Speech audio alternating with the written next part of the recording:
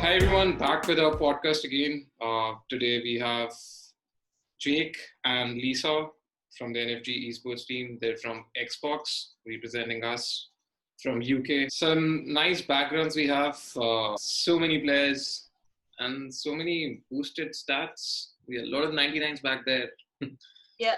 Well, the pink ones are just pictures of me and the family, and all the other ones are signed cards from different teams. So I've got like Leeds ones, Liverpool ones. I've got Brewster, by the way, Jake. I think you're a Liverpool fan, I assume, from the team. But Yeah, that's a decent one, that. bit of Leeds, bit of Chelsea. Got John Terry up the top. You can't think you can see that. Wow. I just have me. At least you're a 99 rated, though. It's not even right, like mathematically right. It's 99 and the other stats are like 80, 81. So bit of narcissism over there, but that's fine. Anyway, so coming back to FIFA, what do you guys think about last night's trailer? Starting out from Jake. Yeah. I mean, there's not a lot to take away from it, obviously, because I feel like mainly they're trying to show graphics and all the next gen capabilities of what that can look like. And if you like you saw that Anfield picture, I don't know what you thought, but it literally looks like it is real. Yep. Like it's bang on, to be fair. All I can say, I reckon Mbappe's put that stanch. He's put that top bracket, that pen, 100%. Yeah, I mean, yeah. Unfortunately, you couldn't see the gameplay, but yeah, they did announce it. I think it's going to be out in August. So yeah, based on what I could see like very like tiny details, but again, that's all got to come to PS5, and then we got to see. So yeah, just reading onto some features, I think there's been no announcement of crossplay, but I think there's sort of a backward integration or a forward integration. So if you buy the copy on PS4 or an Xbox One, I think you'll get an automatic free upgrade to Xbox One X and PS5. I think that's a good move. Yeah, I think it wasn't like that previously. I can't. What edition was it? Was it 14 or was it 16? 14. Which one was the? Yeah, 14. They didn't have that, so I think that's obviously a good step from them. Lisa, you expect that normally, but I can appreciate that definitely. So Lisa, what do you think? What do you expect? So since they've just teased the game in bits, what do you think the new takeaway or the new future is going to be when they announce the gameplay and whatever Walter or Ultimate Team? I mean, from the trailer, obviously what Jake said, they didn't actually show too much in it, so you can't really take much from it. But I think looks like they're mainly focused on the graphics, because you can see the sort of like the crowd and the sweat dripping and stuff like that, and so I think that it's mainly focused on the graphics. So I think hopefully it's better than this year's, but you never know. What do you expect? What do you want to see in this year's game? I mean, as compared to FIFA 20 and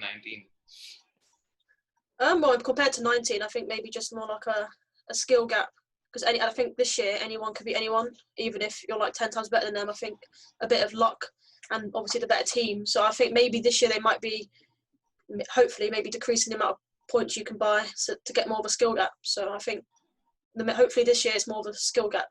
So if you're a better player, you should be able to beat them, even if your team's better than them. Or sort of like, I think it was FIFA 15 or FIFA 14 where you could use a silver team and beat like the best team in the game.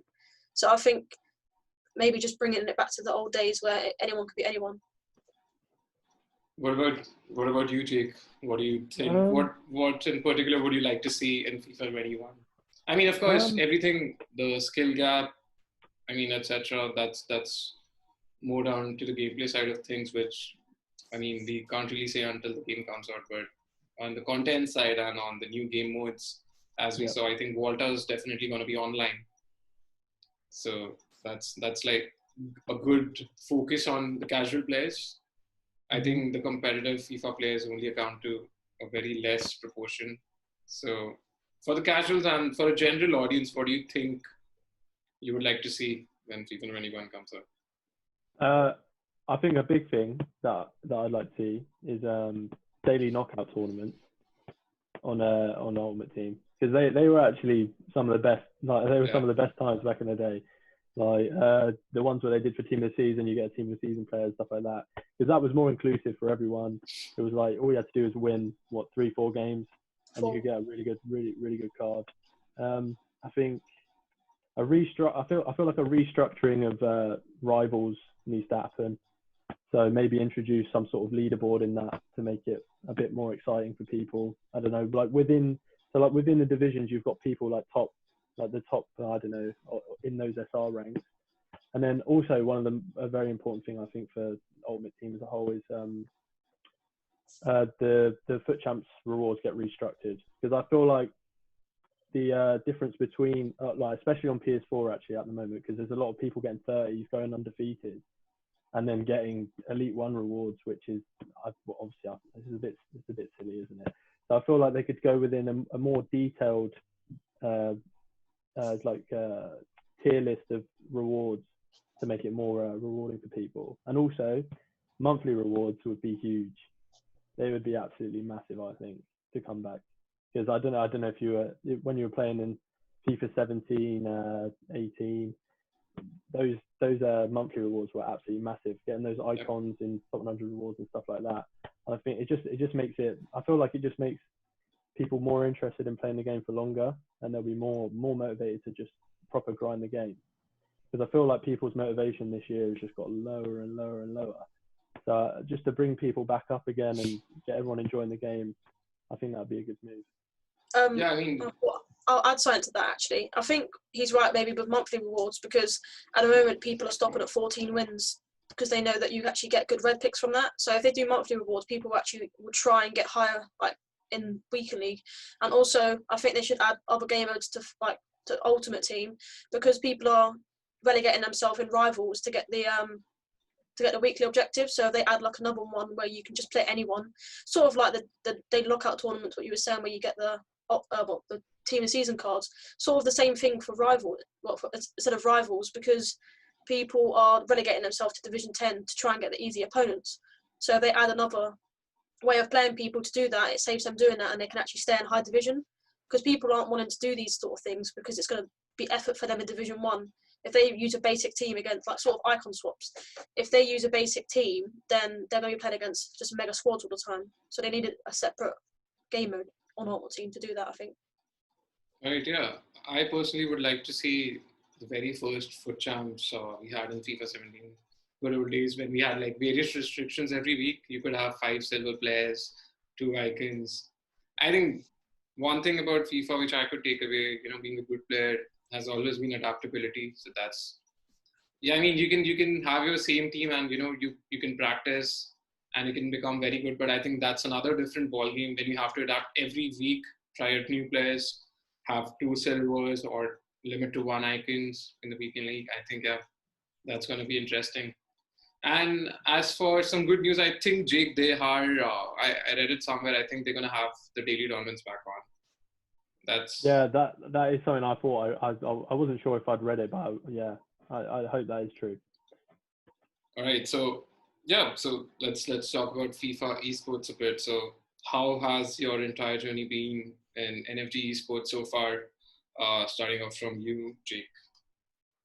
So this year's like sort of been my first proper year of competitive FIFA, and it's actually, I mean, it has been successful for me, but also in a way like it hasn't. I always want to do the best that I can, and really try to prove myself and push myself. And I had a couple of occasions this year when I was this close, like just right on the edge of breaking through properly, like in the FUT Champs qualifiers for Paris, where I lost the last game twice to go to the event. First to El Polaco in the 120th minute, and then on penalties to Tex of all people. So wow.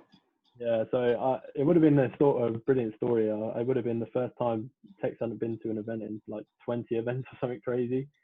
But it was really it's been a good experience this year. Like I've learned a lot. I know how to handle myself in pressure situations like that. Now I realise there's certain things you need to do just to get yourself over the line and things like that.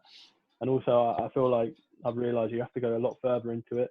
There's a lot of analysis you need to do, preparation, stuff like that. Like it is really like real life football. Like I've played a lot of high standard real life football, and it is a very similar thing. Obviously, you're just like pressing buttons, sat down in your chair, stationary. So like the physical side of it is not necessarily the same, but mentally and all of that stuff, like it really is similar. Yeah. Right. So as you said, you had a good year, and to be honest, think you ranked 13th in the UK. Yeah, I think 12th or 13th in the UK I ended up, which is That's not bad at all. That's actually quite good considering the competitive scene in the UK is quite huge. So yeah, ups to you. And I think there's a very bright competitive path which we have, and hopefully next time. So Lisa, what about you? You've been with us, I think, for the longest out of the squad. I think 2 years. Well, coming up to 2 years, I think, this year. Well, obviously the first year, I got quite far in the England qualifier. I think I actually was the only girl that actually entered that as well. And I think I got to the quarterfinal and then I lost. And then I went to the second round of the quarterfinal in the loser bracket and lost. And I beat some of the people that were hitting top 100s as well, which obviously people were quite shocked about.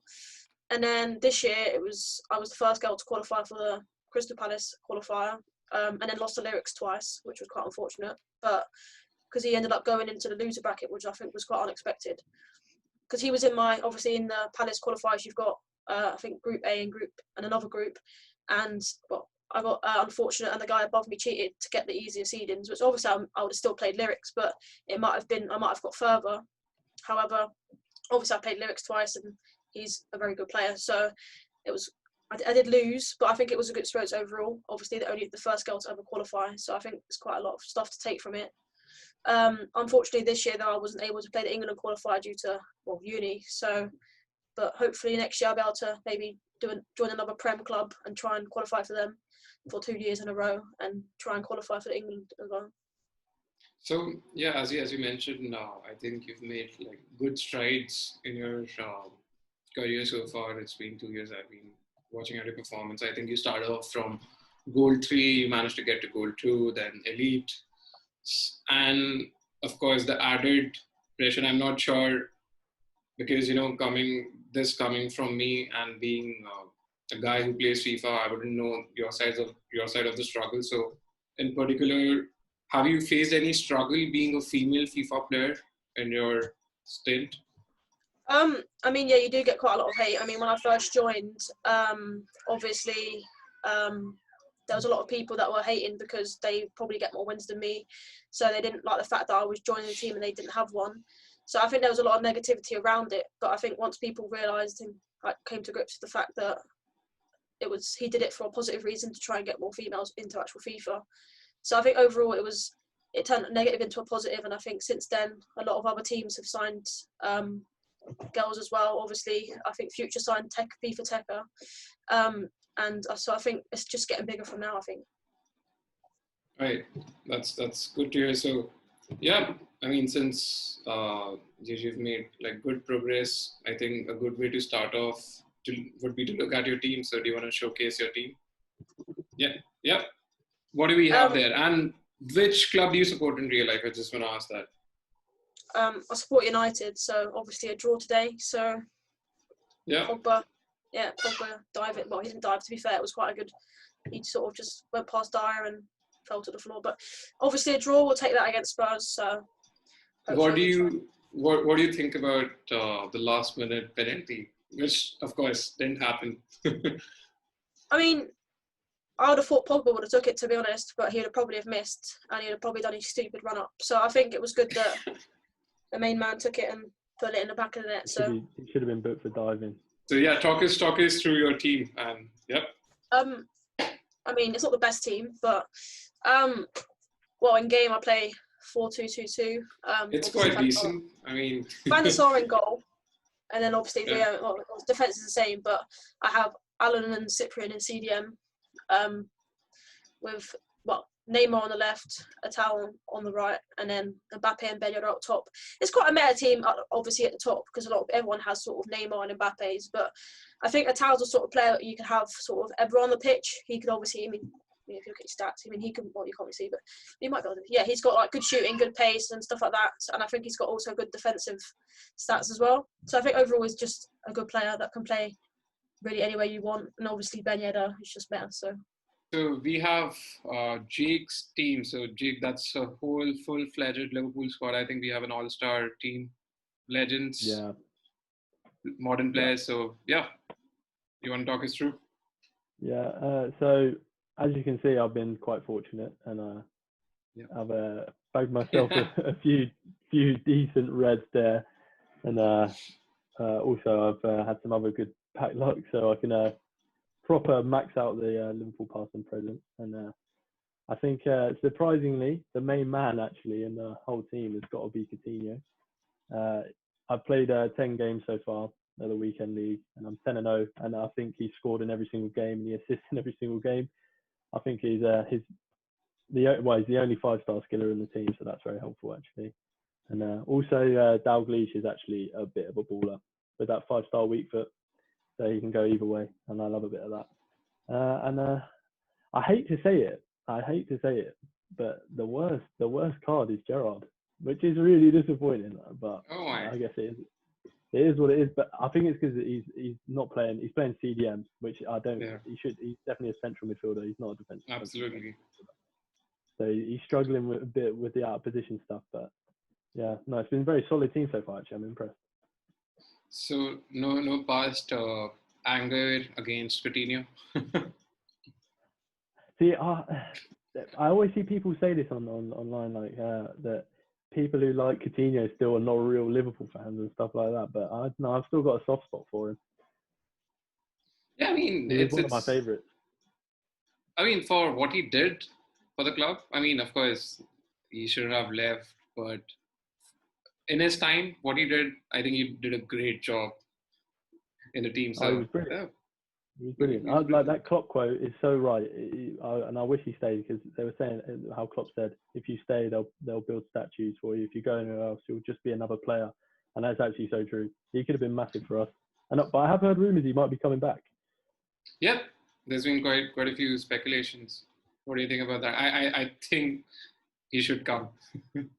I'd love it. I'd love it. Yeah. I miss that cutting in on the right foot, absolute banger, top corner every time.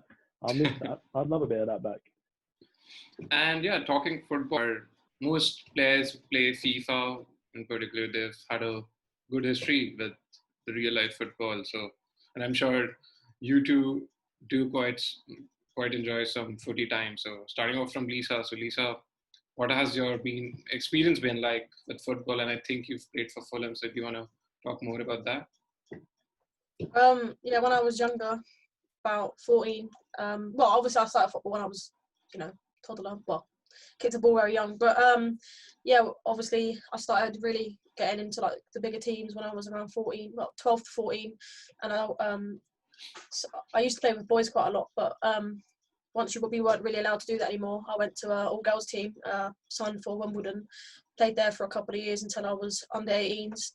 And then went on to Fulham for a couple of years. Unfortunately, I got injured and can't remember what I did. I think it was a disc bulge in my back. When I was training, I went in for a challenge and my lower back went. So then I got back from that. Obviously, it healed. Took a while, but it did. And now I've currently got a problem with my knee, so sort of injury prone at the moment. So obviously, since all the injuries, I've been able to focus more on FIFA. But I am still playing, but not as at a high level, because I'm still obviously not 100% on my knee. They said it could take up to about 6 months, I think, to get better. So obviously it's quite a long time. So obviously with the coronavirus stuff recently, I've been playing FIFA a lot more, and obviously with the injury as well. So I've been doing physio to try and make it better. So obviously played for quite a high level, but now I'm obviously a little bit lower, just to sort of get it stronger. And then hopefully within the next few years, I'll go back up to a bigger club and a better league.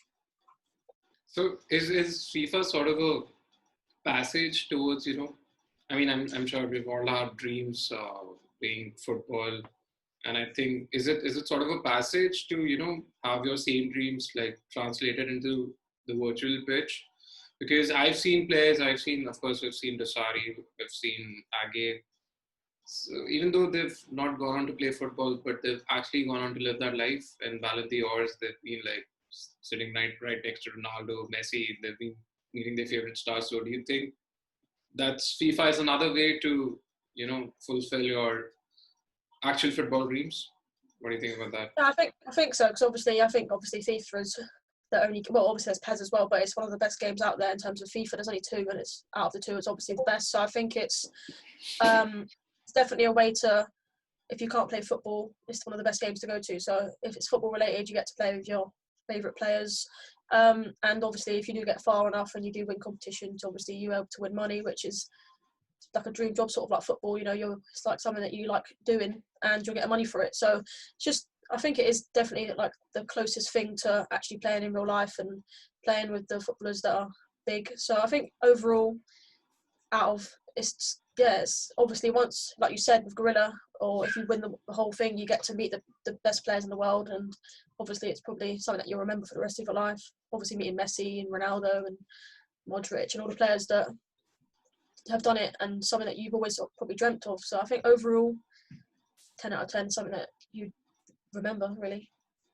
What about you, Jake? So you've had a decent past with football as well. I think the best in the team, except for Christian Fuchs. I reckon I could give him a run for his money. I might have to 1v1 him sometime. Right. Well, early on now, I've been playing football literally like all my life, like since I think I could walk, and I've had a pretty mad journey in football. So I started off like playing local, like everyone else, and then I got a trial at Portsmouth, was successful at that. Played from, I think I joined the year they won the FA Cup, so it was like a really big thing for me. It was really exciting, and like to have a tour of the stadium, all that stuff, and carried that on for 4 or 5 years, and then I sort of had I think had an issue with the coach at the time. He didn't really have like a good connection with each other. Like he wanted to play a certain way, and I didn't enjoy that, and I sort of had a whole falling out of football, and I stopped playing for a good 2 years, got back into it again, and started rising back up again, playing district, county, won the national cup with my college.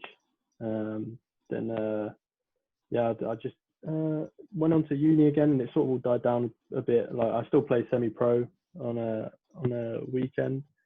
But yeah, it's definitely something that I'd love to get back into again. It's just like finding the time around uni, because obviously football, even at semi-pro level, like football can be a huge commitment. You've got training twice a week, games, which take up the whole Saturday.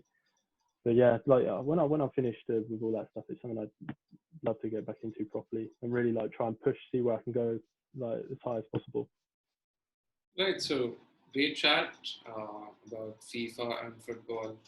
So just as a fun question, if you were ever given a chance to play FIFA with your favorite celebrity, who would it be? Do you know what? I think if I could play FIFA against anyone, it would be Madison Beer. I feel like she'd be quite a tough opponent, and we'd have a great time.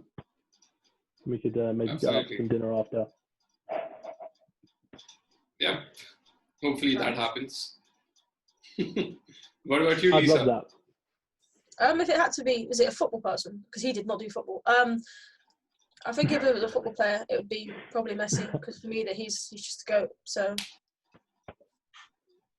Right. So thank you for joining in. I personally had a great time. So great to see that there was a lot more besides FIFA. And yeah, cheers to FIFA 21. And hopefully we're able to get past this season with better achievements. So this was Karthike joining with Jake and Lisa, and we'll see you next Sunday.